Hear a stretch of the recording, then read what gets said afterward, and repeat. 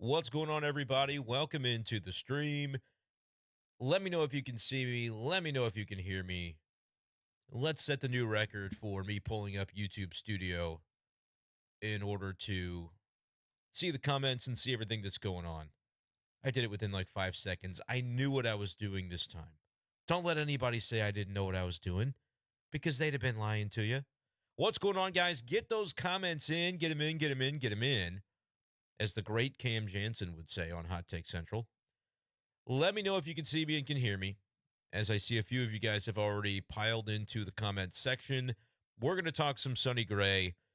We're going to talk some Cardinal offense, which, one of those conversations is going to be pleasant. The other portion is not as much going to be pleasant. I was at the game today. I was not covering the game today. I was there as a spectator for the first time in 2024, which was fun. But, wow. It's Cardinals didn't score any runs. So I feel like that's what you guys are going to want to talk about. So let's go ahead and get into it here in just a second. Thank you, Allison, for letting me know that you can indeed see me and can indeed hear me. As usual, this will be posted into the Be Safe Daily part on Spotify and YouTube, et cetera. I'm just sending this out in the form of a tweet so that people know that we're here. And it's Sunday night.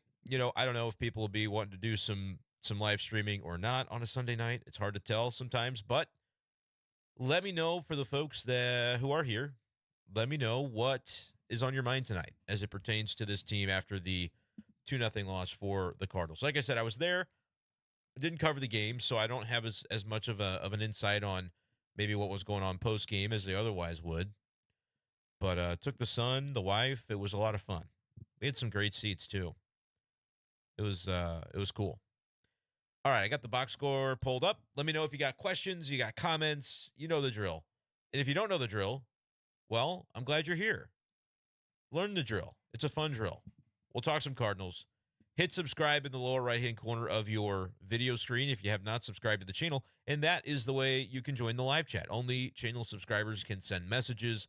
I do that by design because it's to gain a few subscribers, hopefully, for doing these live streams. All right. I think we're ready to go. I think we're good. So I'm going to kick things off here in 3, 2, 1. What's going on, everyone, and welcome in to this edition of Be Safe Daily Live. Brenden Schaeffer joining you here on a Sunday evening, April 21st, 2024, on a day the Cardinals were swept. I had to send the tweet today. It gave me no pleasure to send it, and it was several hours late following the end of the game that I had to send it, because I spent that whole time getting with the lawyers, trying to find any way that I could wiggle my way out of this tweet, but I was unable to do so. The lawyers told me the contracts are airtight, so I said it. Sweeps aren't that hard. Just play the Cardinals.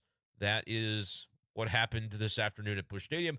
Cardinals lose the Sonny Gray game. You never want to lose a Sonny Gray game, and today was the first time the Cardinals had the experience of doing so. 2-0 Brewers win. Sonny Gray was unbelievable. I mean, he was fan-flippin-tastic. I was 6 rows off the field. I guess that's not true. I was 6 rows behind the green seats on the first base side, sort of behind home plate, watching up close and personal Sonny Gray strikeout, Brewer after Brewer, 12 strikeouts for Sonny, 6 1/3. He gives up the 2 runs on the base hit there in the 7th. It was going to be the last batter of the day for him, you figured. And unfortunately for the Cardinals and for Sonny, base hit into left field, scores a couple of runs. I thought it was an interesting situation because it sort of mirrored what we saw from Sonny Gray the first time he pitched at Busch Stadium. Ollie Marmol came out. We knew what the pitch count would be that day, and he was basically right up against it. And Ollie said, "This is your guy." But there was 1 out, and you had a runner on first. I think it might have been first and second, first and third, whatever the case was. They had a man on first. And Sonny said, "Okay, here's what we're going to do. We're going to get a double play ball and get out of this." And that's exactly what he did that first time. This time, the Brewers, I credit them. Runner on first, stole second base early in the next count. basically taking the double play out of order and knowing that Sonny was not going to be able to finish the inning. At that point, I said, yeah, he's not going to finish this inning. Even if he gets this out, he's not going to be able to pull out the double play, the rabbit out of the hat like he did the first time. I thought that was pretty smart by Milwaukee, knowing that he was probably up against whatever pitch count was prescribed for him. I don't know if it was too publicly stated this time. Like I said, I wasn't there covering the game today, but you figured maybe 90, and he did end up going up and over 90 during that last batter. So kind of interesting there, but it ends up going the way that it goes. Sonny Gray gives up 2 runs. That shouldn't be a blemish on his day. Neither should the L next to his name. 6 1/3, gave up 5 hits, 2 runs. They were earned in the 7th. Walked 1 and struck out a dozen. 12 strikeouts for Sonny Gray, whose ERA balloons from 0.00 to 1.04. So this is still a guy, like if he continues pitching like this, he is in line for some Cy Young conversation. There's no doubt about it. Sonny Gray has been everything that he was advertised to be, and probably then some, with the way that he's performed through 3 games this season. The offense for the St. Louis Cardinals, however, has not been the same situation. They are down bad, as the kids would say. And I don't know if there's any end in sight. I think eventually this offense can't possibly be this bad. But is it, I mean, if you were to say how much longer are they going to be going through this, impossible to say. Impossible to say. There are a number of guys. I heard after the game, Ollie Marmol talking to the media, and this has been sort of the line the last couple days. I mean, there are guys in this lineup that aren't feeling great, and they're having to go out there and try and come through in these situations. The Cardinals were 0 for today with runners in scoring position, and they had a number of occasions where they could have maybe done a little bit of damage. The home run that wasn't by Lars Nootbaar was a killer. Home run to right center, basically straightaway center, just a little bit right of center, if I'm recalling it correctly. Brought back into the park by Blake Perkins, the Milwaukee center fielder. It was a really nice catch. I saw maybe it had a high catch probability because it was hit so high, but Nootbaar put a great swing on it. Cardinals would be leading 3-0 out of the gate if not for that catch. So that's a moment where you did something well, you didn't catch the break you needed. Where do you go from there? The Cardinals didn't ever really get up off the mat. In their next opportunities to score, they continued to fall flat. They continued to, with 2 outs, multiple runners on base, have a pop-up, have a, I think one was Goldschmidt pop-up. They had multiple guys unable to come through. Arenado and Burleson, Wilson Contreras, Mason Wynn had opportunities leaving runners in scoring position with 2 outs. It's tough. It's tough in those streets right now for the St. Louis Cardinals. I will give you the season-long statistics because they're gnarly. They're a bottom 5 offense at this point. I don't think there's any other way to slice it. They're 29th in home runs. I believe it's 26th in OPS. Yeah, they're 26th in OPS with a 634 collective OPS. Runs scored, I'll give you that number here in just a moment. MLB.com updating as we speak. 27th in runs scored. The Cardinals have played 22 games. They've scored 76 runs. Let's do a little quick math. 3.45 runs per game. And, of course, the games where they score 9, which it hasn't happened often, but it happens occasionally, those tend to buoy your total. The haunting part is the number of games where they have scored fewer than 4 runs. 3 runs or fewer has been a brutal stat for the Cardinals so far this year, and it continued today.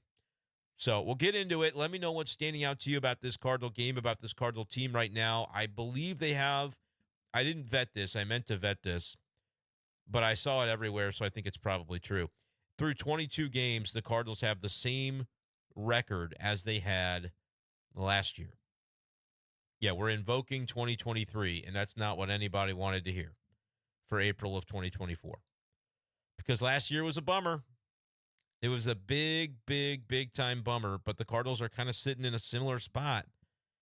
And then I think late April, they really, really started to crater last year, if I remember.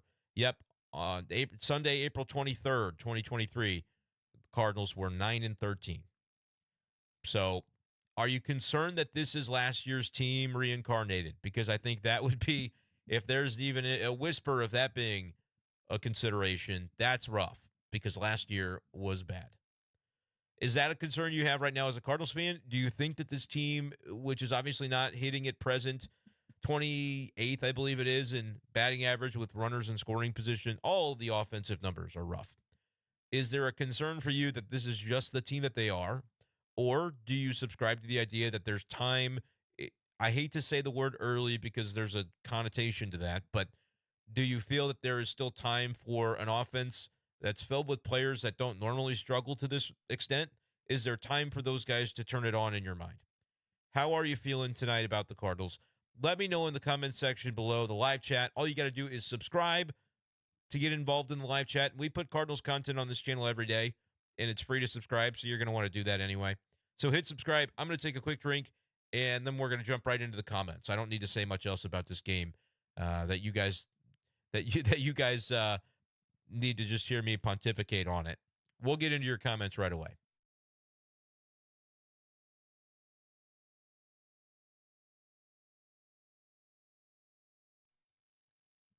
All right, hopefully that didn't take us completely out of kilter, because I know that sometimes the the little waiting room video that I put out there sometimes last year was problematic. So hopefully you can still see me and hear me. I see we've got plenty of comments. I'm feeling a little under the weather, so if I cough into the mic at some point, please do forgive me. Had to make this live stream happen on Sunday. Let's get into it. Allison said, let's go. Love hearing your take on things. Just wish it was after a Cardinal win. Yep, no Cardinal wins this weekend. Sweep to the Brewers, the first place Brewers, mind you.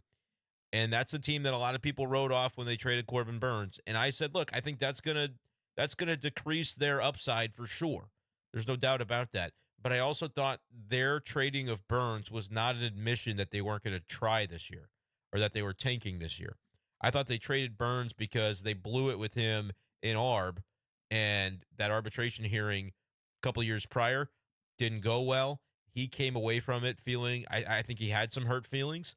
And basically at that point, I said, this is a burned bridge, and they're not going to be able to re-sign this guy when he hits free agency. And I think they knew that. So they traded it, but that didn't mean the rest of their team wasn't capable. They churn out relief pitchers like nobody's business. Milwaukee's always got 2 or 3 relievers that you've never heard of, but they are absolutely locking things down. So that's pretty impressive. Pretty impressive. Excuse me. That's gnarly, folks, but that's just going to be what it is tonight. I tell you what, man. I don't know if it's seasonal allergies or what it is, but I am going through it when it comes to the just like the coughing and the sniffling kind of thing. If anybody else has kids in daycare out there, they probably know what I'm talking about too. It's like a different virus every week, I swear. It's been a rough spring. All right. Kyle wants me to talk everybody off the ledge. I don't know if I can, Kyle. And Ikta, what's going on? I see your comment too. I don't know if I can talk you off the ledge because I'm not going to sit here and go, well, it's early, so the offense is going to be fine. Here's what I do believe to be true about the Cardinals offense. I think whatever they are right now, 630 OPS, they're like 26th in baseball. I just read you all the numbers, rattled them straight off for you. I don't think the Cardinals will be that bad. I don't think Paul Goldschmidt ends the year with a 509 OPS or whatever it is right now. Goldie went 1 for 3 today with a walk as well, by the way, 507 OPS. So he was on base a couple of times. I don't think Goldie's going to have a 50 whatever OPS. I think he'll at least have a 700 OPS. But if Goldie has like a 729 OPS, that is a massive problem. He's a league average hitter in a world where he's got to be one of the best players in your lineup. So how do you make up for that production?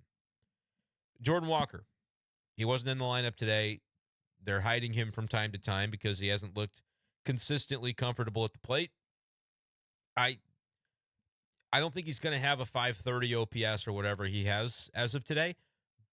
But again, if it's only 720 for his OPS instead of he was 787 last year.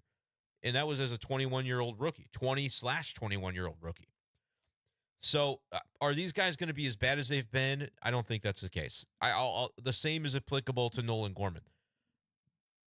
we're already an eighth of the way through the season, maybe even a little beyond that now. So I think it's difficult to look at those guys and say, well, they'll just be their normal selves. If they're their normal selves the rest of the year, that's helpful, but you're already kind of digging a hole. So guys are going to almost have to be better than their normal selves. And so far, you're getting the best version of Sonny Gray. I think you're getting pretty darn near the best version of Lance Lynn. Steven Matz has been pretty good. Pretty good. Miles Michaelis has been problematic, and I don't know what's going to change on that front. Some of the sliders he threw Saturday, man, that were hit for home runs, I thought that's not good. His stuff is hittable when it catches too much of the zone this year. So maybe he gets better than he's been, but I don't know what that looks like. Gibby's been pretty good. I know the ERA is in the fives, but he's done a nice job. Take away, and I know you can't do this, but take away the 6-run inning against Miami, where I'm pretty sure he was tipping pitches, and that was the explanation. I think we're far enough from that now that we can kind of wonder if that was going on. I don't think that was ever confirmed, but 6 runs in 1 inning, you take that away, he's got like a 3 ERA. So for me, Kyle Gibson's been exactly what you were hoping to get. Right now, by the way, we're at 11 likes. Victor Scott, number of likes. And he's, of course, been sent down to Memphis. But like this video so we can get it up to the number of a player who's at least still on the active roster. And we'll talk about the Victor Scott stuff. If anybody wants to hear more, feel free to comment with that question. The other side of that is I think we kind of all know the deal with that, but I'm happy to get into it. We kind of said over the weekend it felt like there could be a move coming at some point. Would they wait it out until Matt Carpenter or whoever was first off the IL could return? They felt no was the answer to that, and so they call up Pedro Pages to be the third catcher, which gives you coverage when you want Herrera and Contreras in there as much as possible anyway. So that's the deal on that. Korn said, man, I did a good job distracting today with a few cold ones on the course. Oh, I want to play some golf with you, Korn. But now it's back to sad town with this team. Yep, that was the kind of day. But, man, if you missed the game, you missed an all-time, well, let me calm down. You missed a really, really good performance by Sonny Gray. 12 strikeouts. I don't know when the last time a Cardinal did that was, but it doesn't feel like it was particularly recent. And he was just dominant through 6 innings. 7th inning got away from him a little bit, kind of coming up to obviously a season high on pitch count and was getting into the 90s, and so that was unfamiliar terrain. But he was flat out disgusting, nasty. Largely, you couldn't do anything to him in those first handful of innings. 93 pitches today for Gray. And I think he was like excuse me, he was at like 75 pitches and had thrown only 20 balls or something. On the day, he ended up only throwing 29, but I think a number of them came in that last inning. He was fantastic. I cannot say enough about it. I know that you'll look at the box score and go, oh, 6 1/3, 2 runs. Okay, quality start, nice work, but it was more than that. It was really more than that for Sonny today. So if you saw the game, tell me what you thought of Sonny Gray, because at least we can bring some element of positivity into this video with just talking Sonny. And now my stream, as I watch the video here, is a number of minutes behind, so I'm just seeing on stream when I coughed. I will try to just turn off my camera the next time. I apologize for that. Let's see here. Ikta said, Sonny Gray is fantastic, everything I had hoped for. Just Jershon says, hey, Brenden, sorry you and the fam had to sit through that clunker today. Thoughts on Gorman if Fermin keeps raking in Memphis? Any chance we see the two swap places? I think Nolan Gorman feels like a little bit too established to be a guy that's going to be susceptible to getting sit down. Could be wrong on that, but I just don't think. Here's the thing. Credit to Fermin for what he's doing. And I'll pull up his numbers right now so that we can get an accurate depiction of it. But when he's been in the big leagues, we haven't really seen that from Jose Fermin to this point as somebody that could be a plus bat. Think about Nolan Gorman when he's at his best offensively, right? And he's a pretty good defender. I'm not going to worry about parsing the difference between Fermin and Gorman defensively at second base. And we know that Donovan could play second too. So it's not even that. It's just like if you wanted to send Gorman down, you could. But let's talk about why I don't think that's maybe the right choice. When he is at his best, you think about what Nolan Gorman can be. He had a 117 OPS plus last year, struggling through a lot of things at various times.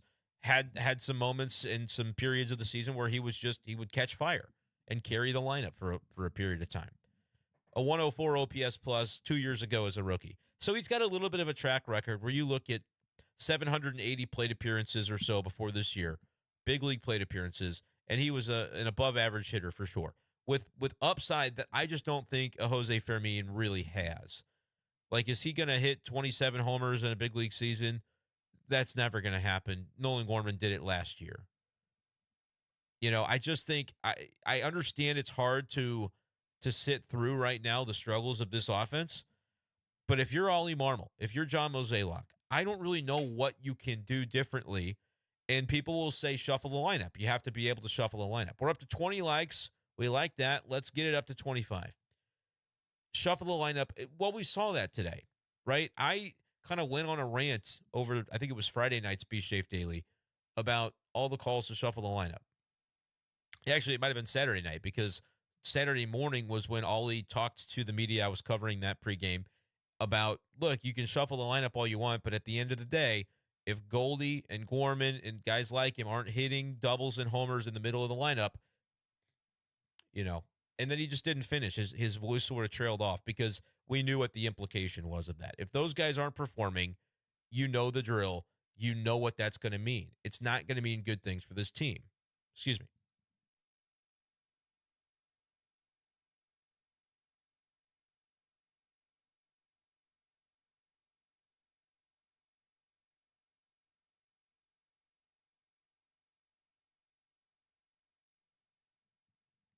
Like I said, folks, I am really, really, really going through it. So I apologize for the pauses that I will have to do from time to time.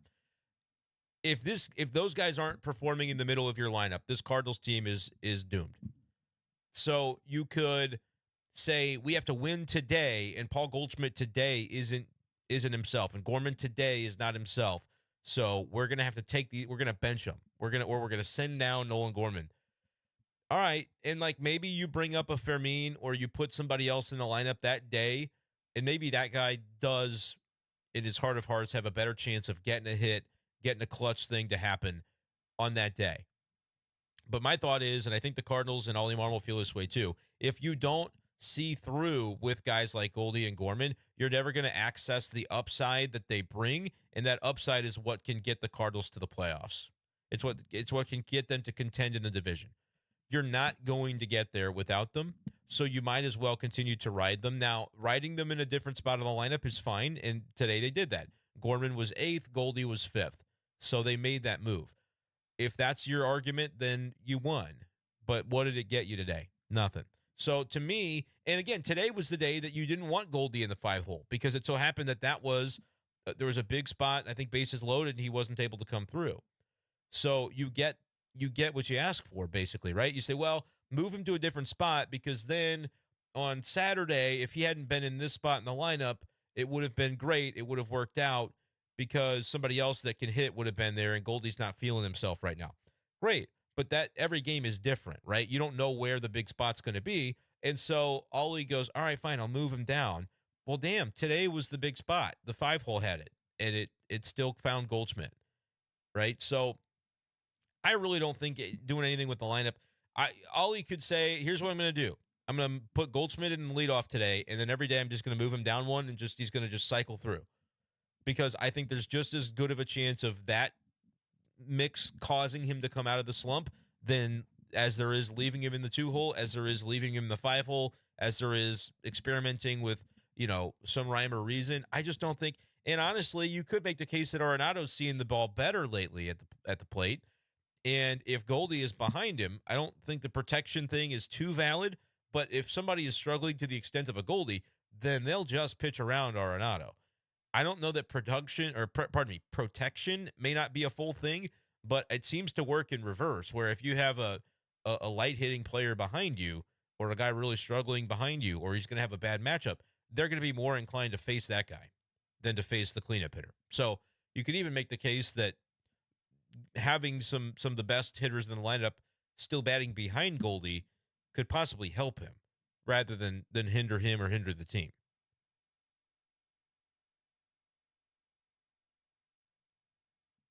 So that would maybe be the other argument to not changing the lineup around. Like I said, I think I won't spend too much time on the lineup because I just don't think it matters that much.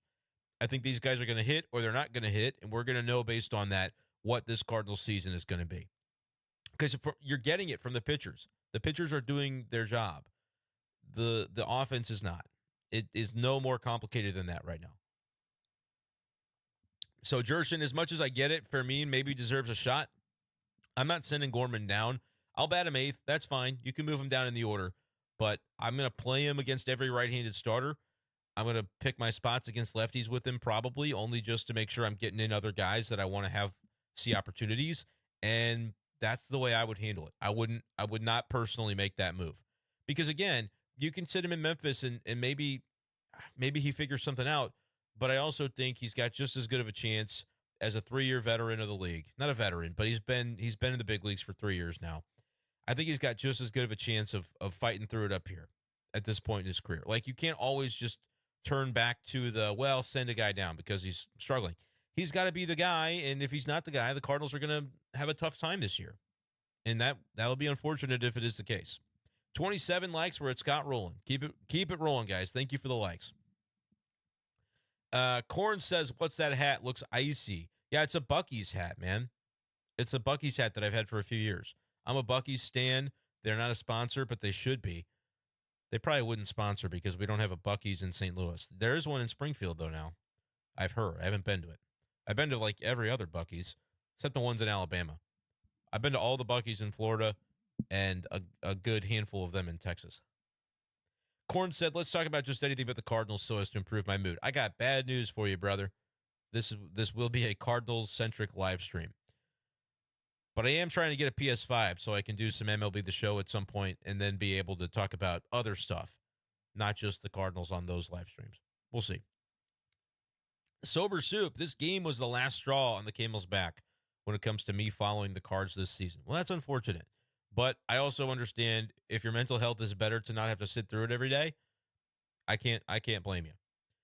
Allison asked for the thoughts on the bullpen. Yeah, the bullpen was good. Ollie Marmol went to his main dudes because I think even though you're losing 2-0 at that point, I think it makes sense to try and go to your dudes to keep it close just in case your offense can muster something. You can't concede a sweep to the division-leading Brewers. You just can't. So they go JoJo, they go Kittredge, and Libby comes in and did a nice job too. I thought that was smart. Use your best guys because you didn't use them yesterday.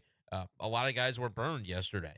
But, like, he could have gone right to Nick Robertson and said, well, we're down, so we're going to – no, they used the best that they could muster at that point, and I agreed with it. They pitched well. When Mo fired Schilt, this is from Billy, it signaled a shift toward analytics. It's not working or we're bad at it. Your thoughts? I don't think that Mo firing Schilt signaled a shift toward analytics necessarily. I think they employed them already. I think it signaled a shift toward there were interpersonal things going on between Schilt and the front office and coaching staff and whatever the case was that they made the decision that they made. It's not. I don't think it's that Mike Schilt ignored analytics. I do think he was a little more old school, but there's a lot of old school in Ollie Marmol as well. So I don't look. We can talk about coaching till we're blue in the face. I do believe it might just be as simple as Paul Goldschmidt probably needs to hit. Like 2 years ago, Paul Goldschmidt was the MVP of the league. It's not now that he's just, it's analytics that's the problem. This is not, it's a buzzword for fans, but you don't have an accurate view of what's happening if that's the way you view the world of Major League Baseball, right? There are times where that's the discussion, but right now we're talking about a team that is simply not hitting the baseball. They're not coming through with runners in scoring position. There's not really a lot of analytics to that. Get a hit. Hit some home runs.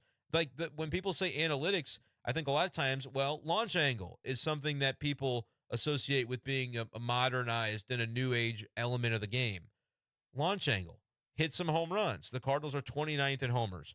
So if they're feeding into that version of the modern games, analytics with launch angle, they're not doing a good job of it. I would agree. I think it's more about the hitters and the players than it is the coaching, than it is the philosophy. Because you can have a philosophy and a guy can not do it. He can try to do it. Guy can try to do that philosophy at the plate, and he can fail to execute. I remember as it pertained to the philosophical differences of firing Mike Schilt. Ben Hockman asked not to ask a simple question, but he said, if you have a philosophy and a guy doesn't agree with it, why can't you just tell that guy to do your philosophy? And Mo famously told him, well, I could tell you to jump out of your car right now, but you're probably not going to do it. The coaching can say, hey, here's our philosophy. Here's what we should do. And the players can be bought into that. But there's a world in which they can fail to execute because the pitchers executed better. That's an unfortunate world to live in because there's not a lot of things to pinpoint and fix about that other than just get better. And that's easier said than done. But I do believe that's where the Cardinals are right now. So for me, it's not like you could fire Turner Ward and let him be the sacrificial lamb. I don't know that it's going to make a difference. Maybe there is an element of that because I think the players like Turner Ward and they respect him.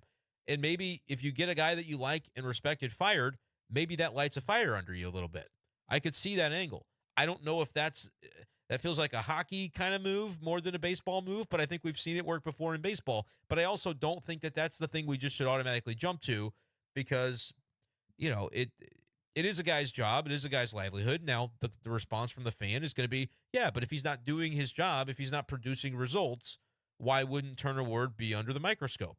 I understand. And that's just a feel kind of thing for the organization. Do they think doing something like that is going to make any difference? Because I just question the impact a hitting coach can have when a guy gets into the batter's box. I don't have any reason to think that Turner Ward's not doing his due diligence for all these guys. They need to hit. It sounds just really repetitive, but I do think that's where it boils down to, me personally. Mike, I don't think Ollie is in the comments. I think Ollie is hopefully enjoying his night. David, trade Goldschmidt for Josh Bell. I don't know if that's wonder how Josh Bell's doing. I don't know if that's a trade anybody's going to make. Isn't he on the Nationals still, Josh Bell? No, he's on the Marlins. Wow, how did I get that wrong? He's been off the Nationals for 2 years. And he's struggling too. Yeah, I don't really know. I'll check it. I think he's hitting like 200, isn't he? Yeah, he's hitting like 198, 200. That's okay. I don't think there's any benefit to that. I do like Garrett Crochet, though. He's on the White Sox. I would try to trade for him, for sure. Not a bad call, David. Didn't like your first one. I like your second one. GB is predicting that Ward will be fired at the end of the Arizona series. That would be surprising, but then again, maybe not so much, because I do think that when you look at where this team is and how things went last year and nobody really fell on the sword for it, it's not to say that that's the functional way that it works. Things are bad, so we need to, for show, we need to fire somebody to show that we mean business. But there's got to be some urgency, and if you can't change out the hitters, because I really don't think you can, it's some of your best players that we're talking about here. You can send down Jordan Walker if you want. Who are you bringing up? Are you calling up Matt Koperniak for him? He's not going to out-hit the upper quadrant of Jordan Walker's ability. So I think you have to ride through it with the players, but maybe you don't have to ride through it with the coaches. And if that makes the players uncomfortable, maybe that's an okay thing. If they're comfortable hitting the way they're hitting right now, which I wouldn't suggest that they are, but if it's a matter of, well, you fired the hitting coach that everybody likes, them liking the guy wasn't producing results. So I can understand that being a conversation. I don't personally subscribe to it, but I hear you guys. I hear you there. Corn says it's hard not to jump to to lump this year's turd in with the even stinkier turd of last year's season, which is what Ollie had said Saturday he didn't want people to do, but he also understood that fans are going to be inclined to do that. And he's going to have to be the one, and his team is going to have to be the one to prove that folks should not lump 2023 in with 2024 and just kind of blend it in their mind as just one, turd sandwich. They're going to have to do that on the field to show why it's different. Internally, Ollie can explain the preparation and maybe they got a better kumbaya going. They can explain all those things. Until they win a different number of games, it doesn't functionally matter. I say that as respectfully as I can because I respect the work that these guys are putting in. But what matters is how many games they win. What matters is how many runs they score. So the vibes can be better. The friendliness of the clubhouse, the vibes of the clubhouse can be better. The work being put in can be consistent. They have to score more runs or they're less good than the other MLB teams, and it's a professional league, right? It's not a participatory sort of situation.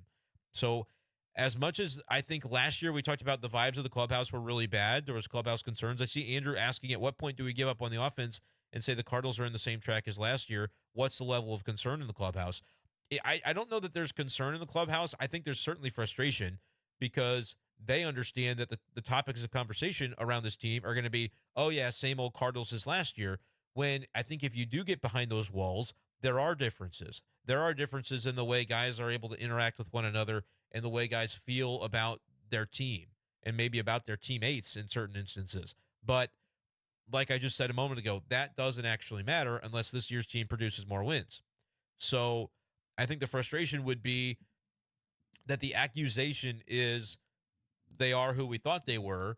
They're last year's Cardinals, and they didn't do enough to get better, when in reality, that clubhouse believes that's not the case.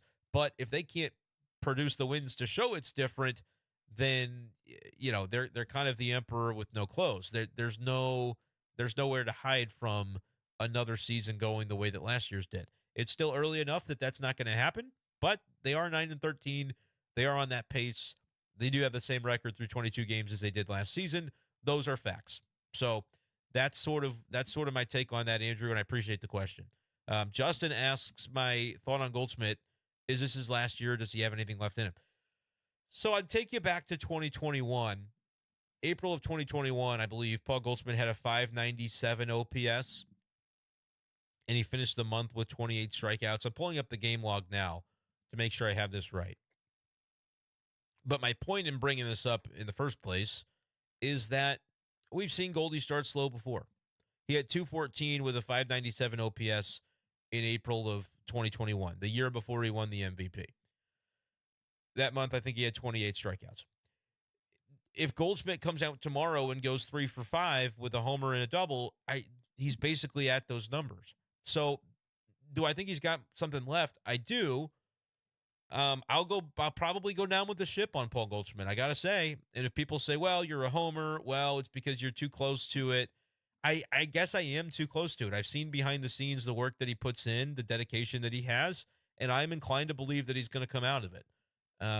He doesn't sound any different, talk any different, work any different than when he's winning an MVP, and that's true of Paul Goldschmidt. Is he a couple of years older? Yeah, that's also true of Paul Goldschmidt. But like I said, I'm going to probably end up going down with the ship because in my mind, I will just believe that Paul Goldschmidt has that next gear that he's going to turn on. So that's where I'm at on that one. Korn says, I have this weird thought that the Cardinals just seem to have been passed up by baseball in the way that it's approached. I don't think that's wrong necessarily. They had an edge for years. They've certainly lost the edge, whether it's development, you name it. I think the edge that the Cardinal way sort of embodied is no longer. They don't have the edge over the league.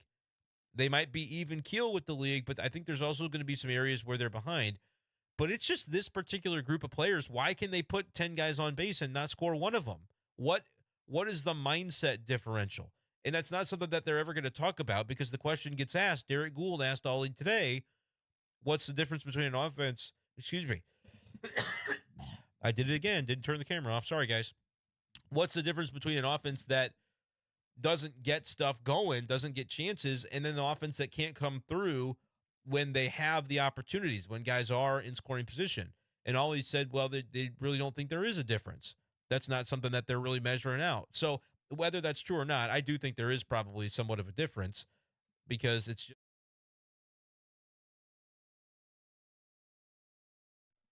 I was trying to remove the B-Shape Daily Live thing, and then it cut me off, so I'm sorry about that. I do think there's a difference. Like on days where you can't even get a guy on base versus you're getting guys on base, but you can't cash them in, I do think that there's a difference, but I also don't think that there's a way for Ollie to answer that question that's productive for his world. So, I could see both sides on that. It's just a bummer to have the days where you get the great pitching and you say it's not that you didn't put runners on the board, you just couldn't cash them in. I think that's almost more annoying than the days where you just can't get anybody. It's like, well, the other pitcher was probably great. Colin Ray was good enough today, but the Cardinals should have been able to score off of him.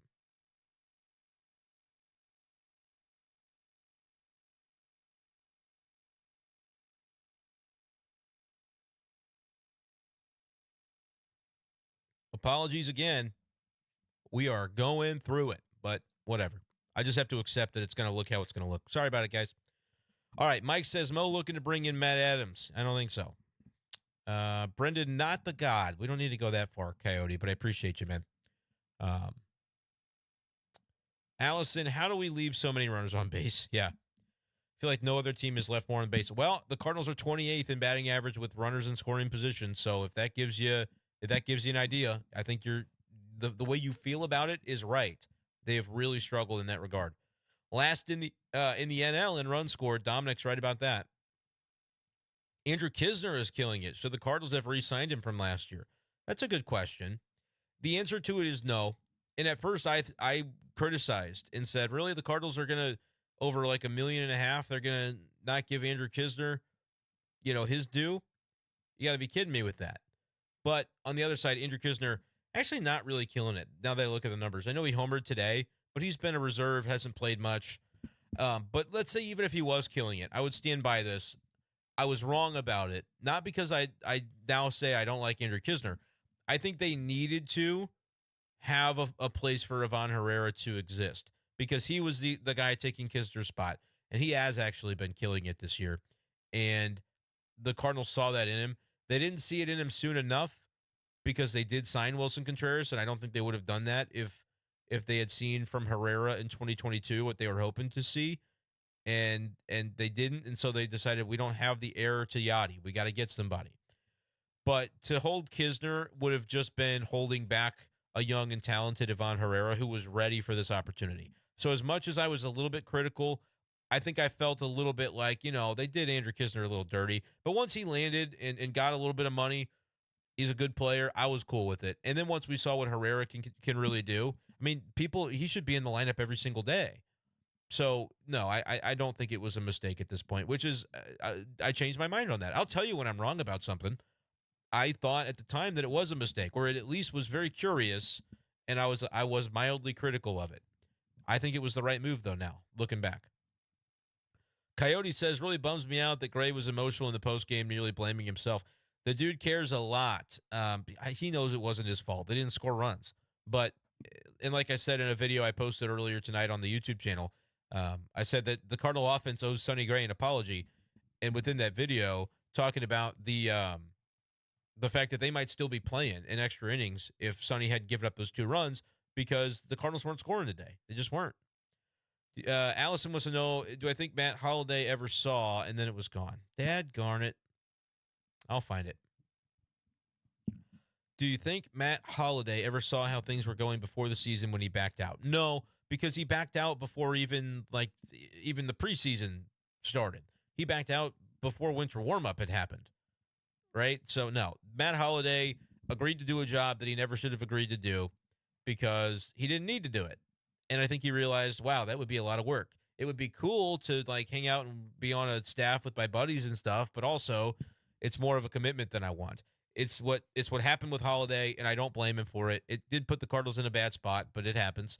It's what happened with Yachty this offseason. Yachty, it sounded good. It always sounds good in theory. And then you start to get into it and you're like, yeah, I don't really want to be a full-time coach. Yachty barely wants to be an advisor at this point, which is fine. Probably don't commit to doing it at that point, but it is what it is. It is what it is. And in Yachty's role, it's not like they're missing much because he wasn't going to have a lot of an impact anyway. And maybe he'll still show up. I doubt it. Not if it's this kind of season, he won't come near it, if I had to guess. But that is what it is. Scott says this is going to be a similar repeat to last year. Not completely the same, but kind of. Yeah, I mean, it could be. It could be. I don't know what slop top break for B even means, but Mike, it sounds cool. Jeff thinks 72-76 wins. Hopefully not. Hopefully not. Coyote says Sonny is such a good pitcher. Hope we remain competitive just for Gray because he does deserve it. Yeah, he does. Clay says I was not concerned until today's game. After scoring 5 yesterday, I thought today might have been the first time that they put it together for a really good-looking win. Yeah, they did do some things offensively on Saturday that you liked, and then they kind of regressed on Sunday. Not going to Doomer just yet. There's still time for us to get it going, but we can't dig this hole much deeper. I'd agree with that, too. Dale says playoff hockey has made today better. Jets and Avs was wild. I haven't watched a moment of hockey. That's on me. That's on me. How bad has the attendance been? Mike wants to know. How long until ownership does something? I think the attendance has been fine relative to what's going on. This weekend has been pretty solid attendance wise. The weekday games are not well attended at this point, but I think when it gets a little warmer, it might be. But no, they're announcing like 32,000, and there's not that many people there. There's not 32,000 in the seats during the weekdays. So when will they do something about it? Nah, I don't think they will. I think, look, I think that if this season goes off the rails, there's a whole plan in place, a soft retool that's gonna happen. The parachute will be pulled. That's going to involve Mozeliak stepping back into a background role, not running the team anymore day to day. I think Chaim Bloom would be my leader in the clubhouse for who would take over personally. Not saying it's a guarantee, but he'd be my leader in the clubhouse. They lose 90 games this year. That's what I predict. And then they're going to have traded Goldie in July, or they'll just let him walk. They'll trade Arenado. If they trade Goldie in July and not Arenado, that's going to be uncomfortable for the final few months for Nolan. But if that's what happens, they'll trade Arenado in the offseason. They're going to shed that payroll, and they're not going to get anything for him. Like, I know people say, well, if Arenado, one of the best players in the league, they have to get a bunch for him. No, they'll probably tell the Dodgers, please just take the money because we're trimming payroll. And the Dodgers will go, that's fine, but you're not getting great prospects back. That's what that trade would look like. Unless Arenado, turns into an MVP candidate to where the Dodgers would then, the Cardinals would have the leverage back over that. That's kind of what I would predict there. And then Lynn and Gibson probably are not brought back. And then you're trading away guys like Edmund, guys like Helsley, guys who have some money to their name, not picking up Gallegos' option. And you're rolling into next year with a $100 million payroll. That's not going to put the butts in seats. So, Mike, I think the how long until ownership actually does something, you're not going to like my answer to that, because I think if this goes bad, they're going to step back instead of trying to swim upstream for another year. They're going to take a step back in 2025 so that they can assess, so that they can put guys like Sem Robertson and Andre Palante in the rotation. I think Palante when he was optioned today, I think they said he's going to be a starter in Memphis. So, like, that's really what I expect, is a step back and a retool that can happen for 1 year, and then you reassess, and then you can approach the offseason after 2025 with some real zest in free agency in the trade market. And I think Chaim Bloom would be a guy that could handle that. So I'll have this exact conversation more and more later on this summer if they continue to have a losing record, because I'll keep repeating that's what I think that we're going to see if it gets into that. Jacob says they lost against a quad A pitcher today in a game where Gray did something that a Cardinal pitcher hadn't done in a decade. The team is broken, beyond broken. Colin Ray is not a quad A pitcher, though. And I might only be saying that because I took a group photo for his family this afternoon before the game over at Ballpark Village. There's 15, 20 people with Brewers number 48 Ray jerseys on. So it was not difficult to guess who those folks were. No, he had a 2.70 ERA coming into today. He had a 4 or 5 ERA last year. He hasn't played in, let's see, was he in the minors at all last year? Little bit, 4 games. No, I don't agree with the quad A, though. Gray's better than him and outpitched him, in my opinion, but the Cardinals didn't do their jobs offensively. Was really hoping Sonny could be the stopper today, something that was missing last year. He did his job. Yeah, he did. And the Cardinal offense did not do theirs. Coyote says it's true that it's early. The real concern is if it gets worse. Is this a team that can climb up from a bad deficit? Sometimes even great teams are not able to do that. Luck plays a role, 100%. They cannot afford to go too deep into the hole. They can't. I don't think they're too far gone right now, but they're going to be there at some point if this continues offensively. Aaron says the way things are going, I'm starting to think they may regret not trading Goldie last year. Yeah. I mean, it's easy to look back in hindsight and say that, though. They were wanting to be a good team this year. They had every hope of being a good team. Maybe they still will be one. They'll find a way to turn into one. Right now, they aren't a good one because of what the offense is failing to do. But yeah, if at the end of the day, this is an 88-loss season, they'll go, yeah, obviously hindsight's 2020. It's the same thing when they didn't trade Alex Reyes in a year that they even made the playoffs that year, but it was like that was his all-star season, and he never had more value than in that moment. He looked like just an elite closer in the making, and then he never was healthy again. So it's easy always to look back in hindsight, but I don't think they handled it wrong in the moment. I think you're just if it's a zero sum of, yep, would it have been better had they done it? Yeah, easy to say now, but I don't blame them for not doing it, if that makes sense. Cardinals offense will bounce back somewhat. That's from Scott. But historically, what has happened the past few years, is the pitching will be good, then no offense, and then they'll have offense and no pitching. Yeah, they need those parts to operate at the same time, in sync with one another. And sometimes there will be a 3-2 game that you win because the offense was not in sync, but they found a way to get that extra run that they needed to support a pitching staff that they recognized needed it from them on that day. I think there is absolutely merit to that. Players downplay it when you ask them about it, but I do believe it's real. Jeff says, don't believe this organization does a nice job of developing young offensive talent. Way too many swings and misses, pun intended. Yeah, I agree. They have. That's another area where I would say the edge is lost. They don't have that same edge anymore that they used to. Not on the pitching side and not on the position player side either. Like a guy like Brendan Donovan, you can credit him for having been developed. He developed himself. That's just the type of player he is. I don't know how much I can credit the Cardinals for getting it out of Brendan Donovan. Brendan Donovan was going to be successful at this game if it killed him. Like, this is his nature.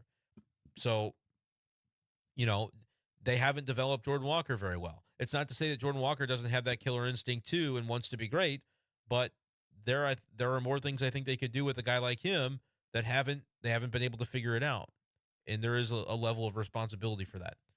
Aaron wants to see Newt Bar in center a few days a week. You're going to get your chance. Siani's playing well right now, so they're going to keep rolling him, but you don't send down Victor Scott and then never have a willingness to play Newt in center. But I will say, be careful what you wish for, because if that ends up costing you defensively, end up looking at the number of balls in the gaps that aren't going to get caught, that would currently get caught if you have a plus left fielder in Newt, a plus center fielder in Siani. If you go Newt in center and then Donovan in left with Walker in right, that's a lot of ground that may not get covered. That's my only thought with that. But I also think it's going to happen, so I get it. I like Michael Siani, though, by the way. Like, he's been very impressive to me. The batting average is the batting average. But in terms of the role that he's been asked to play, I think he's doing a nice job. Deserves some credit. Dominic says something's wrong with the hitting philosophy as a whole. Where has the power gone throughout the whole lineup? I know we joked about it in spring, but now it's 22 games through the season. Look, I don't think their philosophy is to not hit home runs. I don't think it's a philosophical thing. I think it's an execution thing. And their lineup is a guy that is full of guys that have historically had homers as part of their game. Their power is completely gone right now. Hopefully in July, we're looking at this as like, oh yeah, remember when they didn't hit any homers and they bounced back? But it doesn't feel like they're going to that extent. It doesn't feel like they're just going to suddenly finish the season ranked 14th in MLB in homers. It doesn't feel like they have that in them right now. Maybe I'm wrong, but that's kind of where it's, again, 22 games is 22 games, but it's enough of a sample that you look at it and go, it's not nothing at this point. Sonny was awesome and has been so far. Offense is the current biggest issue. That's Scott. Goldie, Walker, Gorman are dead weight right now. Yep, but guess what? They're who you're going to need. You're not going to win by benching those guys or sending them down. It's not going to work out. Korn says, I feel bad for Ollie. What's he supposed to do? I would agree. There's nothing to change other than tell those guys to freaking hit.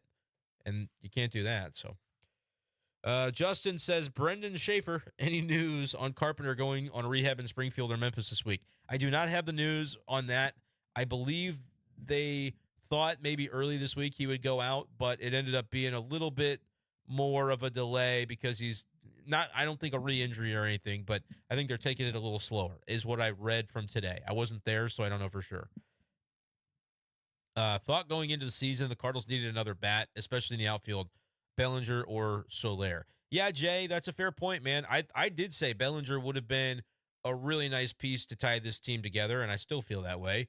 And I said that over another starting pitcher. People said, get Montgomery. I said, get Bellinger. If you're going to sign anybody, sign Bellinger. Now, I say that without knowing how he's done to begin the season. Looks like he's hitting for a pretty low batting average so far. Let's see the power. He's hitting 714 OPS, so nothing crazy at all. probably, not living up to the contract just yet, but it's 22 games into the season. Redbirds, I like the lineup change. I just want to see fun at this point. Never clutch, but we can turn it around. I like it. I don't disagree with anything said there. Try Jordan Walker in the bullpen comment. Okay, I don't think they're going to do that. Adam, what's the deal with them not having any right-handed bats on the bench? Makes the Crawford and Carpenter signings even more dumb. Yeah, they don't. They don't have any right-handed bats really on the bench other than Herrera, and he needs to be in the lineup. So, yeah, Crawford signing is not looking good, guys. They didn't need to do it. I'm just going to say they didn't need to do it.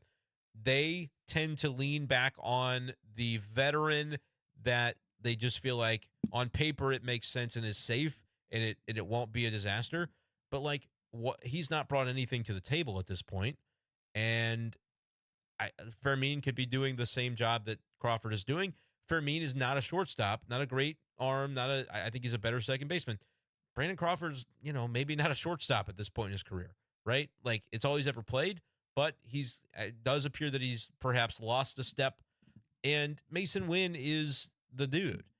I think what happened is, and you'd have to check me on the dates on this, but I think it's right that spring training, Mason Wynn misses a few days because of a back stiffness, and a few days later they signed Brandon Crawford. The back thing, let's say, never really fully went away. As we heard over the past couple of weeks, that was a thing that we talked about. And so to me, that's what ended up happening. They said, look, in a world where Mason Wynn's back is a thing, we're going to need a bona fide shortstop that's experienced to be able to play maybe multiple times per week until Mason Wynn kind of sees his way through this. I think the timing of that matches why the Cardinals might have been feeling the urgency to go get an outside shortstop. I think you could get away with, and other teams would do this. Other teams wouldn't say we need a full roster spot for a guy to back up our rookie shortstop that ultimately we would like to see him play every day. That's not really a role that you need on a team. A lot of teams wouldn't say you need a Matt Carpenter role on your team. That was less about the utility of him in the lineup and on your bench. And I get that he's on the IL right now, so he's not technically taking up a bench spot. But, the veterans wanted him. Paul Goldschmidt was a guy who was outspoken about wanting the Cardinals to sign him. All right, that's great. If a guy like Goldie's getting what he wants on that front, he's got to produce. I'm not saying like it's a hey, you got this, you got what you wanted, so start hitting, because he's doing the best that he can to start hitting. But they're clogging up the roster with guys that are maybe not, there's not a lot of utility for. And Carpenter might be fine offensively. He hurt the oblique. He looked like pretty good during the spring. So maybe I'm being unfair with that. And Crawford was not signed to be a veteran leader guy. They signed him because they needed a shortstop in their eyes. But yeah, the two guys being left-handed, that doesn't help matters either. There's not a lot of utility there, especially when Carp comes back. That's another lefty that you're adding to the mix. And there's, in a DH world, there's not as many pinch hit opportunities to be had unless your guys that are starting are struggling so much that you pinch hit for them, which ironically is what's happening right now for the Cardinals. Give me a second.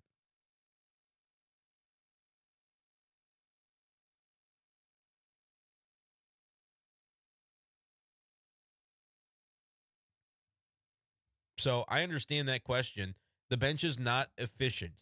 The way they constructed it, it's not efficient. Coyote said, please don't push through the stream if you're feeling too terrible. We appreciate the content, but please rest and take care of yourself. If you're feeling rough, your upload schedule is nuts. My schedule is nuts. Thank you guys for appreciating that. I got to keep it going because, honestly, I make a few bucks off each video, and if I'm not putting out videos, I'm not making money off of it, and I'm trying to make this part of my career and my revenue in my enterprises. So that's just the name of the game, man. I'm trying to grit through for it. So, and that's why if you're seeing some ads, that's why, because there's got to be ads or I do this for free, and I cannot do it for free at this stage in my career. And by the way, on Spotify, there may be soon the ability to watch these Be Safe Daily podcasts or listen to them and turn off ads. I haven't uploaded it yet or unleashed it yet, but I'm thinking at some point I will be able to do so. I'm just making sure I do it right so that I don't mess anything up with my Spotify stream, because I have like 475 followers on there, not nearly as much as on YouTube, but it's a very good listening experience too. So if you would like to try that out, Be Safe Daily on Spotify. and give it a try. And there will be a point in time where you can pay like a small monthly subscription, and then you won't have ads. So if you watch me every day and you go, I don't know, I like the guy, I'll support him for $5 a month, and I get something out of it by having no ads, that may be possible soon on YouTube. So stay tuned. Adam says, I think that from top to bottom, this organization has become stale until the DeWitts realize that nothing is going to change. I mean, there is an element of what worked before doesn't work now, and I think they've rested on that a little bit too long. Should they try to lead off Mason Wynn? Donovan's great, nothing against him, but he could bat number 2. Maybe Mason could be a spark. Not opposed to it. Any lineup thing you might suggest other than like sitting the studs, I would be okay with moving the order of almost anything, because I think at this point it can't get worse.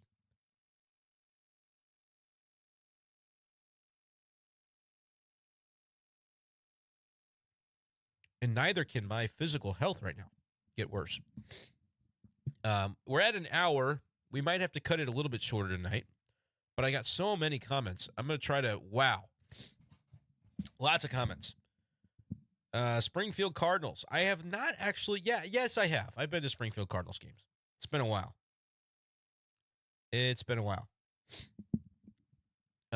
Spencer's talking about movement happening on the Cardinals. There's so much movement happening, no consistency. Yeah, that's fair. Do I think ownership will sell the club, Tony? No, I do not. Gorman has hurt us at second base. Not defensively, I don't think, Sammy. Not to my eyes, anyway. You'd rather see Carpenter at second. Well, he's not healthy.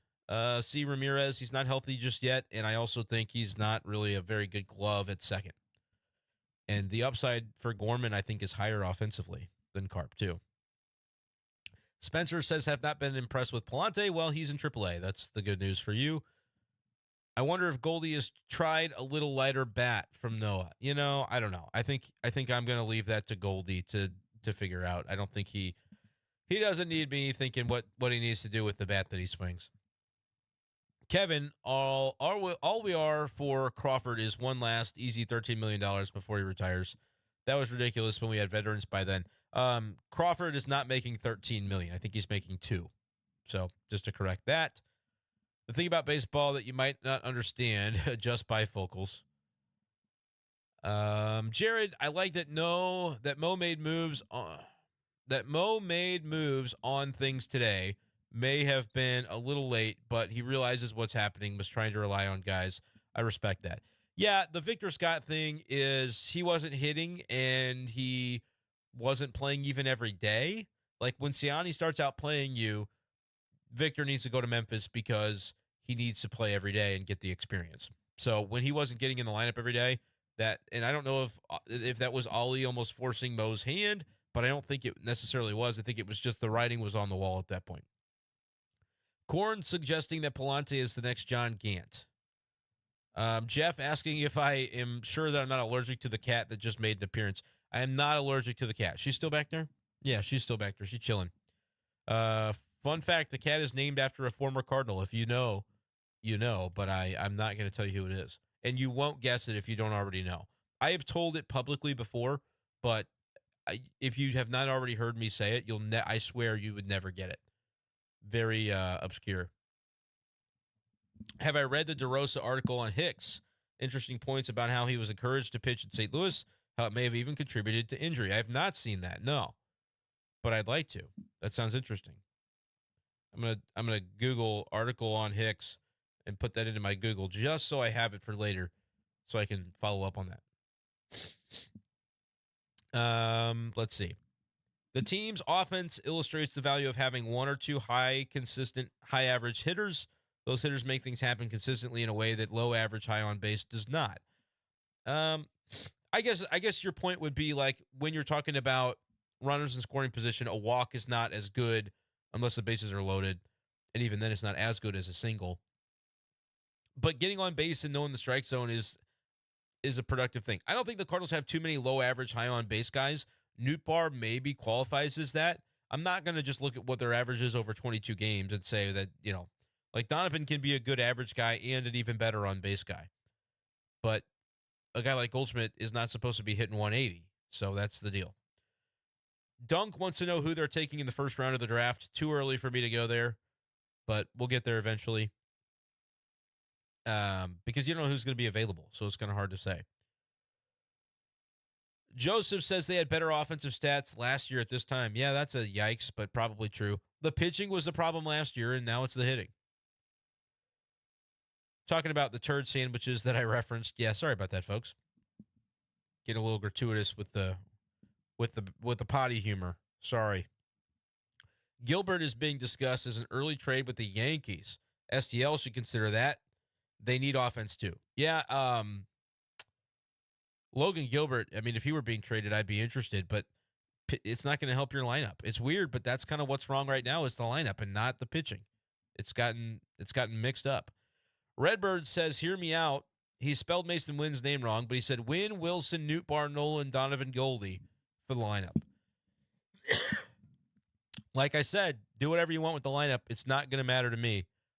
I'm just not benching Goldie or Gorman. They're gonna get it. They have to get it going.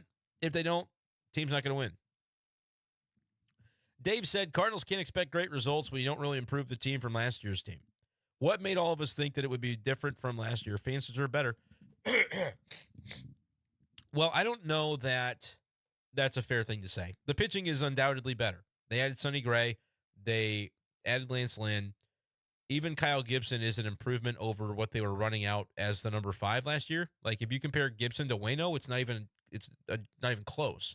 Waino was the worst pitcher in baseball, and Kyle Gibson is holding his own at a minimum. So they got better on the pitching side. I think the bullpen's better as well. Kittredge is a huge get for that. Keenan Middleton, I think, will be once he's healthy. The lineup is what didn't change at all. And last year, I think they were like 19th in runs scored. But the reason to believe that they could improve on that is simply the last 2 months of the season last year weren't real, and they just had a bunch of guys injured. And even if they weren't that injured, some of them were, but the ones that weren't, it's just like go on the IL because what's it matter anymore? They had a bunch of random dudes playing out the rest of the season in September last year. So that obviously lowered their average runs per game, I think.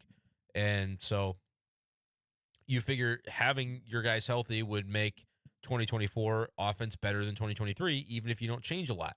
And a guy like Wynn, who hit 150, can now hit 300 and be a positive force. A guy like Jordan Walker, like, again, I don't agree with why did anybody think the offense would be better? Because why would 21-year-old Jordan Walker get worse and not take a step forward?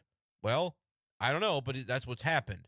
Why would Gorman, after he finally establishes himself, he can hit lefties, he's doing it all, get worse? I don't know, but it's happened. You could make the case that we could have seen Goldie getting worse coming because of age, Arenado because of age, but Arenado's now hitting fine, and Goldie is problematic, but that's the one example. Everybody else, we're talking about young players, get a full, healthy Lars Nootbaar. That should help you. There was a lot of reason to believe they could be better offensively, in my opinion. Are they better? No, they're not. Right now, they're much, much worse. Alabama Buc-ee's was literal hell. I was stuck in the car for an hour in line to leave the lot. Daytona Beach is the Buc-ee's that's exactly like that in Florida. Skip that one. It's crazy. The parking lot is always crazy. Buc-ee's is ridiculously great, though. Michaelis has not done his job. Bad contract. Yeah, Jeff, that was a bad contract, but again, hindsight 2020. I think the Cardinals misjudged what the pitching market would be there. They went and got a guy that they already had, they were already familiar with, and so they just said, well, going rate's going to be this, when they probably could have let that play out. Signing pitchers to early extensions feels like, unless they're just a superstar, almost feels like the wrong move because it's going to be affordable in the market. Those guys aren't getting overpaid. You know, Seth Lugo, 3 years, $45 million with the Royals this year. He's been great. But, like, you could get the Seth Lugos. You can get guys like that and have it be okay, and that's not breaking the bank. The Cardinals, for whatever reason, decided I think it was a case of, well, we know that we're going to maybe need 3 starters, and we don't want to need a 4th starter in 2024, so let's lock up Michaelis and make sure that's taken care of. I think that's all it was. Joseph asking why there's commercials during a live stream, just asking so I can make money off of it, is the answer. I'm I'm working right now. This is work for me for, an hour and a half. So it's to make money. Sorry, you have to watch some ads, but that's the way it is. Sometimes we get some super chats, and that changes the dynamic of the deal. But yeah, that's the answer, Joe. It's a business. It's a business. Corn says Edman and Carlson may be more important than we thought. Probably more so Edman being the more stable hitter. Yeah, here's what they would have brought to the table, especially Edman. The Victor Scott level defense with league average offense. Instead of being basically, one of the statistically worst hitters in MLB, as Victor was, you get league average, which is, again, you might go, well, league average, that's just kind of like mediocre. Right. But it's better than what Victor was giving you by a lot because he wasn't contributing. And again, I'm not knocking the kid. I like that they gave him a shot. It didn't work out. I think if he's not going to play here, he's got to be playing somewhere, so you send him down.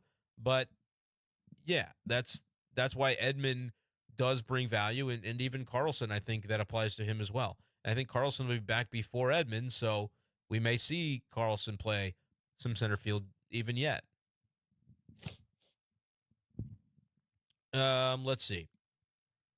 Dunk, I don't agree that Marmol is a terrible locker room guy. I've actually been in the locker room, so I don't know. I don't know if you've been in there. I haven't seen you.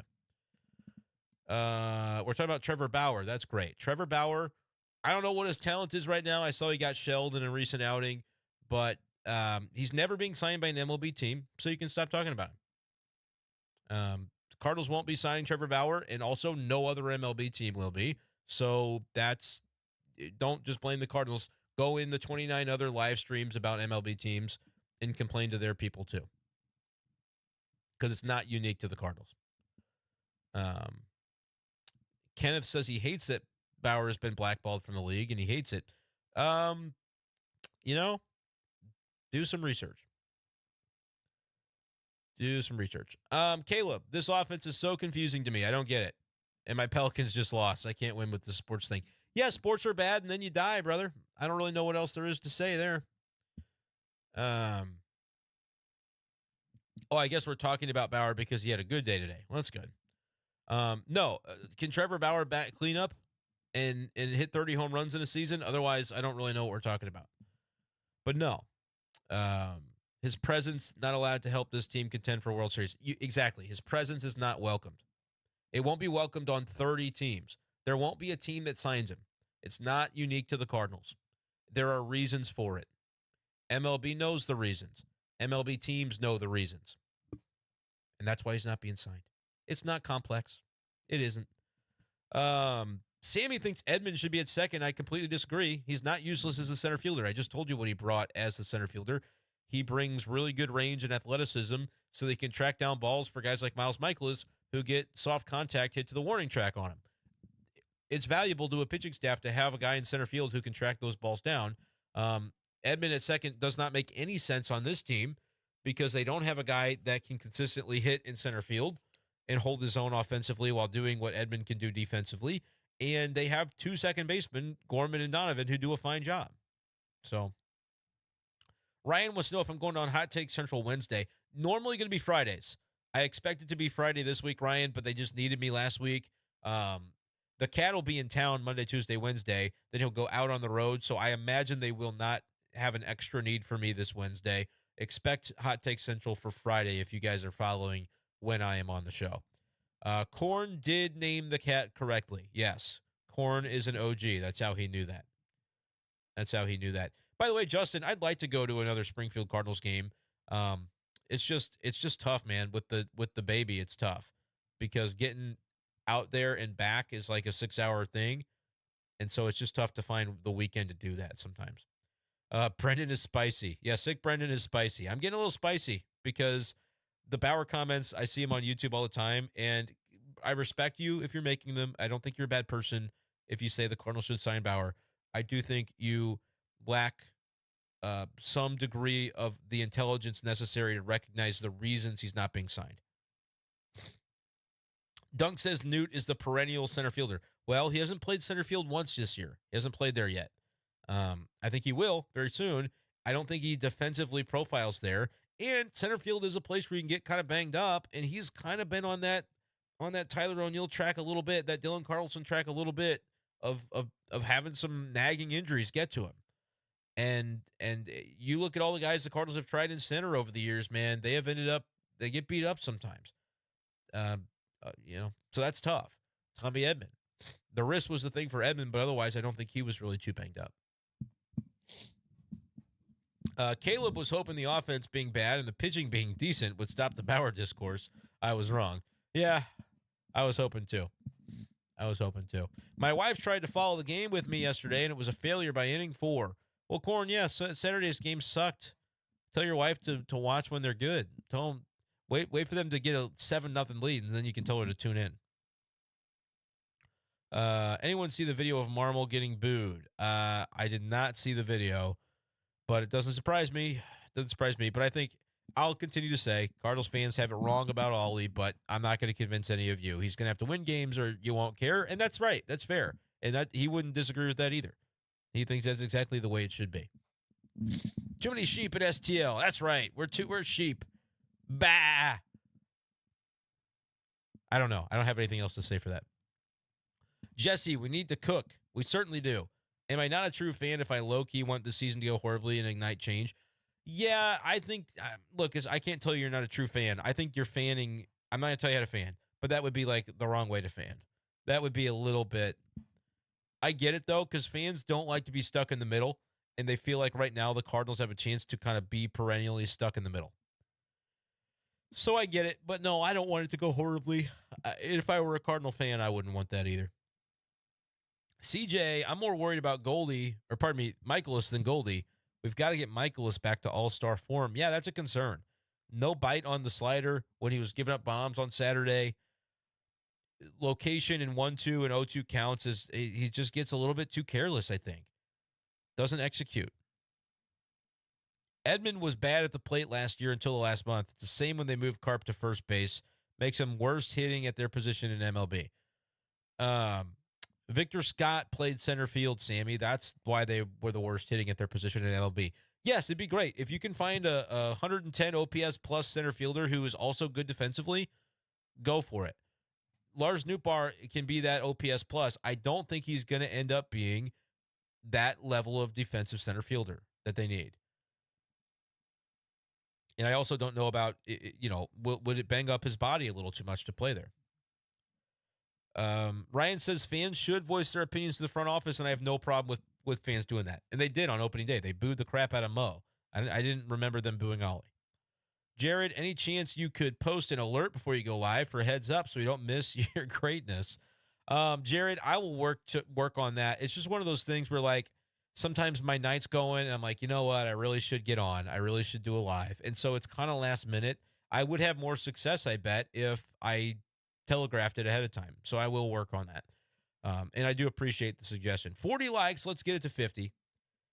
At the end of the day, fans make up 90% of the profits for the Cardinals. That's Ryan. Jesse says, am I crazy to suggest trading Gray at the deadline if the Cards are out of it? Yes. Good grief. You at least need something to be a fan for. And he's a good one. Dunk says Cardinals are taking Cagliano at 7 in the draft, and we'll have our second coming of Ohtani. Do you think the Cardinals are the right team to draft a two-way player? I'm just asking you in your heart of hearts, do you think that would be what should happen? And I'm not even going to give my opinion, but I'm asking the question. Let's see, I read that one. I think we're getting close to the end here on the comments, and that's a good thing because it's been an hour and 18 minutes. My voice is shot. Eduardo Perez could be a good batting instructor.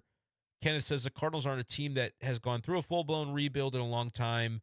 It's a good thing. Just unsure if they'll go about it correctly if that were to happen. I think Chaim Bloom, you have to change the guy that would be doing it. It can't be Mo doing the rebuild, right? So I think if you get the right people in there, it could work.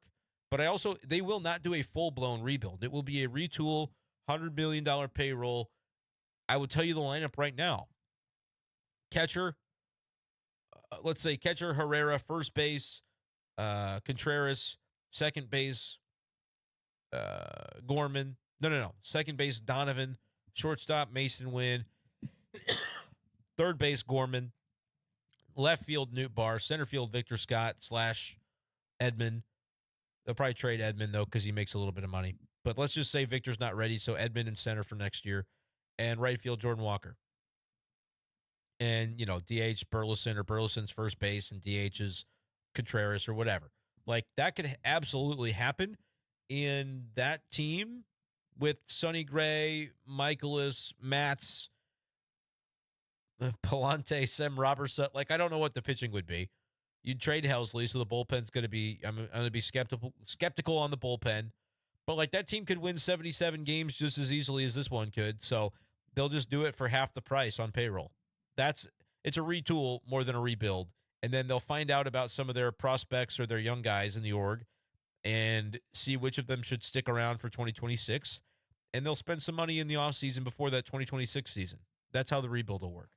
If they do badly this year. If this year doesn't turn around. Korn wants Michaelis to stop being funny and pitch well. I think he should do both. I think he should try to do both at the same time. Korn also said he'll watch every ad for me, so thank you. Appreciate that.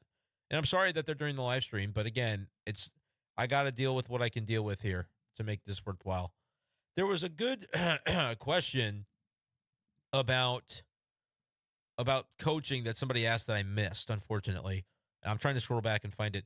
Jesse had said on the Bauer stuff, I think the team already has a rotten locker room and lack of leadership. Adding Bauer would not help. I don't think they do anymore. I think the locker room, the clubhouse is in a much better place leadership-wise this year. And it should be that way because they spent money to bring that characteristic in. Whether that's something they should have bothered spending on or not, I think is a worthwhile conversation. But they thought it would be the way they could accrue more wins. And to this point, that has not happened. That has not happened. Diamondbacks coming into town. Scott wants to see a spark against Arizona in this series, while Sammy thinks the Cardinals should just copy the D-backs blueprint, get back to fundamentals and base running, shell of our former self. Yeah, that would be interesting. That would be interesting if they're not hitting home runs anyway. Be a great base running team. Be great defensively. Pitch well. You can win games that way. But right now the Cardinals they're every night it feels like they're missing one of the little elements that they need. One of the little things that they need. Sammy asked if I'd shake up the coaching staff. Personally, no, because I think it's the players, but I wouldn't be offended if you said, look, I think you need to look at the hitting coach situation. And again, if it's a question of people are comfortable with him, so they like him, that's great that they like him. Is he getting the most out of him? Is it even his responsibility to get the most out of him? Well, it's called the hitting coach, so probably the answer to that should be yes.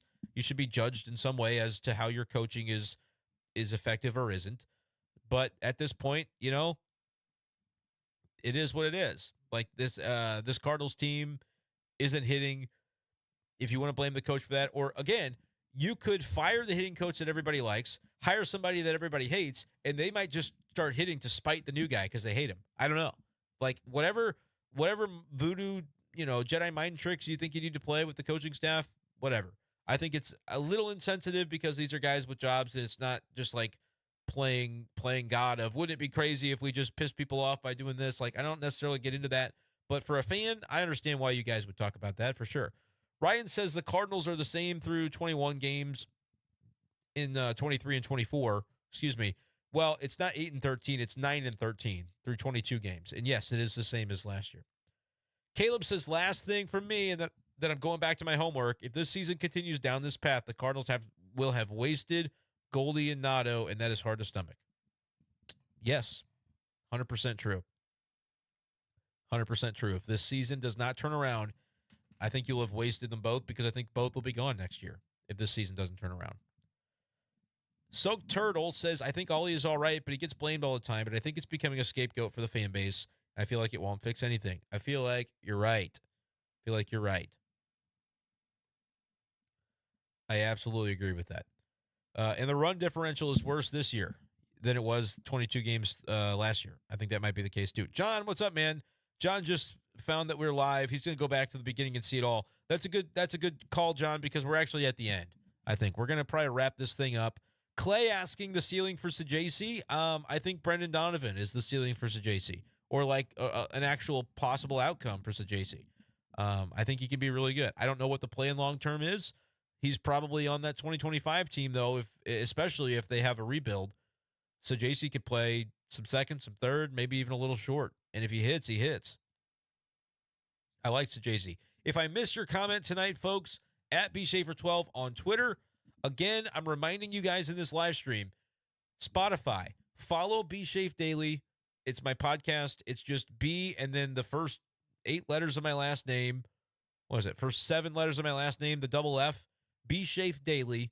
Click follow on Spotify if you have the app. Soon, it will be possible for you to watch, not the live streams on YouTube, but you can listen back when I do the podcast daily. Those will be ad-free. Not yet, but soon. So subscribe now. There's a possibility to subscribe and get them ad-free if you choose to do so. Follow it now, and that way when I can get that all taken care of, you'll be available to then add a subscription if you choose to do so. All right, that's going to do it for this edition of the show. I appreciate you guys so much. I'm sorry that I'm under the weather, and this may not have been the most fantabulous episode of Cardinal Talk you've ever heard, but we gritted through it. We grinded, and we can be proud of that. Thank you guys so much for watching, for listening, for subscribing, and for commenting. We'll talk to you next time on bschaef Daily Live. Peace.